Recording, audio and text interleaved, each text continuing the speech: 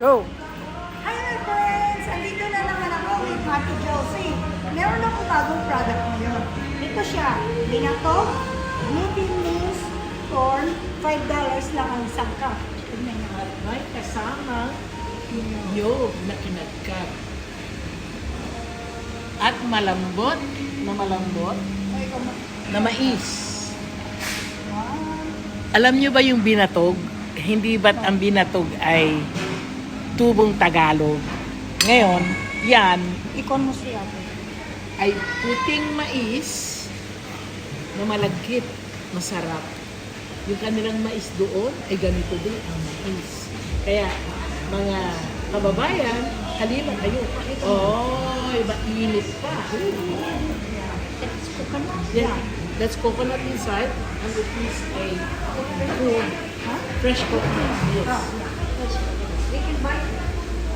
Or you can buy, No, with this one. oh. But this is with the thing. Kasama. Frozen. It's frozen, but it's a fresh one. So they have to preserve it by doing it in the thing. Ito ako ate. Thank you. Ito po, meron pa tayo kutsara. Kutsara mga kababayan. Ito ang hinahanap na binatog. Wala dito may binatog, dito lang po. Kaya Dito lang ang may binatog. kayo po ay, tingnan niyo po, may nyog. At tama-tama lang yung asin. Dahil po, ang pinakamais niya ay matamis na. At saka napakalambot. Hindi lang siya bumubukang parang popcorn, pero malambot.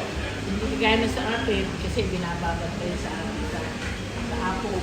Ito po, mas delikado nga yung dadagdag mo pa sa apog kasi kung binunugasan mo, medyo hindi maganda. Ito po, natural ang pagkakalo ito. Inano lang po siya nilaga ng matagal dahil wala pong apog-apog. Kaya, very healthy po. Kaya, tara na, kumain dito. Kay Teresa naman. Dito. Banda-banda lang dito, banda-banda rito. lang dito. Dito lang, banda rito, mga Dito lang kababayan. ang may binatog sa Teresa Siopaw and Catering. Mani Dito ni sa Teresa. Good Luck Ito, Plaza. mais ni Teresa. Mais ni Teresa daw. Number 4, Mount Street, Mount Jewel. Wala na kayo. Banda-banda Tara lang na, dito. tara na, dito lang. Mwah! Bye-bye. Bye-bye. Bye-bye.